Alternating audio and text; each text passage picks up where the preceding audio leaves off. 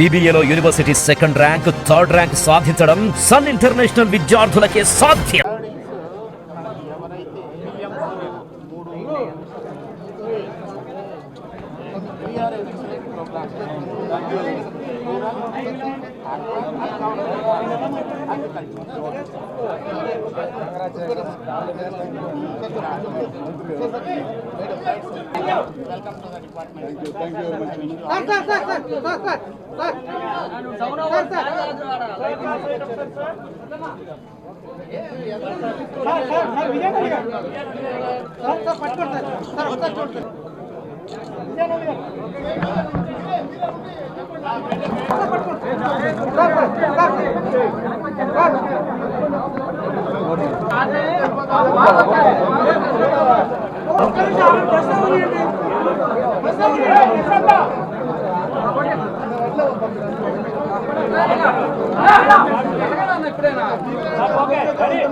పత్రికా సోదరులందరూ కూడా పేరు మా నాయకుడు చంద్రబాబు నాయుడు గారు మా మీద మంచి బాధ్యత అప్పగించారు.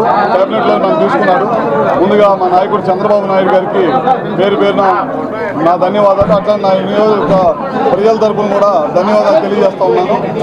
అదేవిధంగా నన్ను ఎన్నుకున్న నా నియోజక ప్రజలకు కూడా పేరు పేరున ధన్యవాదాలు తెలియజేస్తా ఉన్నాను. అదేవిధంగా ఇవాళ మొదటి రోజు నేను ఛార్జ్ తీసుకున్నాను. 3 కార్యక్రమాల మీద మనం దృష్టి పెట్టాం. మొదటగా దాదాపు 44,500 మంది రైతులకి అగ్రికల్చర్ కనెక్షన్స్ ఇవ్వాలని చెప్పి మొదటి సంతకం పెట్టాము. ఎందుకంటే చాలా కాలం నుంచి రైతులు బోర్లు వేసుకొని కరెంటు కనెక్షన్ లేక ఇబ్బంది పడుతూ ఉన్నారు. వాళ్ళందరికీ కూడా కరెంటు కనెక్షన్ ఇవ్వాలనే ఉద్దేశంతో మొదటి సంతకం 44,500 మందికి విద్యుత్ కనెక్షన్లు ఇస్తూ ఉన్నాం. రెండోది వచ్చేసరికి చాలా కాలం నుంచి గవర్నమెంట్ బిల్డింగ్స్, గవర్నమెంట్ వాళ్ళు కరెంటు బిల్లులు కట్టి కరెంటు బిల్లులు కట్టలేక ప్రతిసారి కూడా గవర్నమెంట్ కరెంటు బిల్లు పంచాయతీలకి కరెంటు బిల్లు కట్ చేస్తూ ఉన్నారు. అవన్నీ లేకుండా రాబోయే రోజుల్లో ప్రతి గవర్నమెంట్ ఆఫీస్ పైన సోలార్ తోటి పవర్ తీసుకురావాలనే ఒక మంచి ఉద్దేశంతో ఒక కమిటీ వేసాం. 15 రోజుల్లో కమిటీ దాన్ని రివ్యూ చేసి ఇస్తూ ఉంటారు. అవన్నీ కూడా రాబోయే రోజుల్లో మొత్తం గవర్నమెంట్ బిల్డింగ్స్ అన్నీ కూడా సోలార్తో చేయాలనేది ఒక మంచి కార్యక్రమాన్ని తీసుకున్నాం. అదేవిధంగా మూడోది వచ్చేసరికి ప్రైమ్ మినిస్టర్ గారు ఫిబ్రవరిలో ఒక కార్యక్రమం ఓపెన్ చేశారు. తద్వారా ఎవ్రీ హౌస్ హోల్డర్కి 3 కిలోవాట్స్ దాకా మనం కరెంటు సోలార్ ద్వారా కరెంట్ ఇవ్వాలని చెప్పి అనుకున్నాము. అవన్నీ కూడా కమిటీ వేసి జిల్లాలో కమిటీలు వేసేసి తప్పకుండా రాబోయే రోజుల్లో ప్రతి హౌస్ హోల్డర్ కూడా నాణ్యమైన విద్యుత్తు భారం లేకుండా ఉండేటట్టు తప్పకుండా వాళ్ళందరూ కూడా ఇస్తామని చెప్పి కూడా పేరు పేరున మా ముఖ్యమంత్రి గారికి మరొకసారి మా నాయకుడు చంద్రబాబు నాయుడు గారికి నాకు అవకాశం ఇచ్చిన చంద్రబాబు నాయుడు గారికి ధన్యవాదాలు చేసుకుంటూ మా కుటుంబ సభ్యులైన మా డిపార్ట్మెంట్ వారు మేము అందరం కూడా కలిసికట్టుగా పనిచేస్తాం.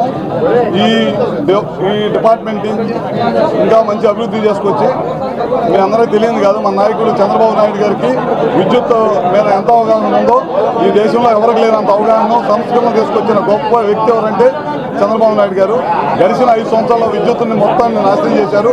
ఆ సంస్కరణ మళ్ళీ తీసుకొచ్చి మా నాయకుడు చంద్రబాబు నాయుడు గారి డైరెక్షన్లో ఇంకా విద్యుత్తుని బ్రహ్మాండంగా విద్యుత్ సంస్థను బ్రహ్మాండంగా ముందుకు తీసుకెళ్తాం. మేము కానీ మా ఉద్యోగస్తులు కానీ మా కార్మికులు కానీ అందరం కూడా కలిసి పనిచేసి ఈ రాష్ట్రానికి మంచి పేరు తీసుకొస్తామని చెప్పి ప్రతి ఒక్కరిని పేరు పేరున మన వాళ్ళందరూ కూడా చెప్పిన విధంగా చాలా సమస్యలు ఉన్నాయి. విద్యుత్ సంస్థలు చాలా విద్యుత్ వ్యవస్థని సర్వనాశనం చేశారు. మేము ఛార్జ్ తీసుకున్న తర్వాత రేపు రివ్యూ మీటింగ్ పెట్టుకొని ఏదైతే మాకు చేతైద్దో అవన్నీ కూడా తప్పకుండా చేస్తాం. అదేవిధంగా అదే కాకుండా ఈ విద్యుత్ వ్యవస్థని నాశనం చేయాలని చూసిన వాళ్ళందరికీ కూడా తగిన గుడిపాఠం చెప్తాం. ప్రజలు ఎంతో ఆశలు పెట్టుకున్నారు. వ్యవస్థలన్నింటినీ కూడా నిర్వీర్యం చేసిన సంగతి మనందరికీ తెలిసిందే. విద్యుత్ వ్యవస్థ ఒక్కటే తీసుకొని ఇప్పటికీ మీరు అన్నట్టు 3 సార్లు కాదు, దాదాపు 8 నుంచి 9 సార్లు పైన ఛార్జీలు పెంచిన సంగతి కూడా మనందరికీ తెలియదు కాదు.